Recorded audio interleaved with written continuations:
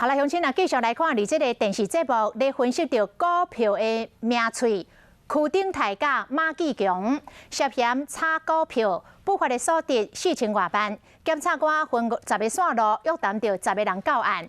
经过检察官复审了后，裁定这个区顶大甲马继强分别以80万甲100万来交保。我炒股啊，我冇炒股。头日的面对记者咧问，拢无讲话，因为检调查出来讲，平常时伫电视节目咧分析股票名嘴区顶大甲马继强涉嫌炒股票。买股票对于这个多头族来讲都是慢慢买，卖股票是用砍的，用倒的。区顶大甲马继强，去年4月份开始，伫某一个财经节目做股市的分析师，两人甲真侪炒股票的人都是群组的成员。区顶大甲马继强会成立群组内面，暗示讲伊会推荐倒一支，互民众误信讲这支会起价。节目开始了，若看起价就随卖出去。一般的股民煞大套房，用这款的手法不法的得利超过4000万。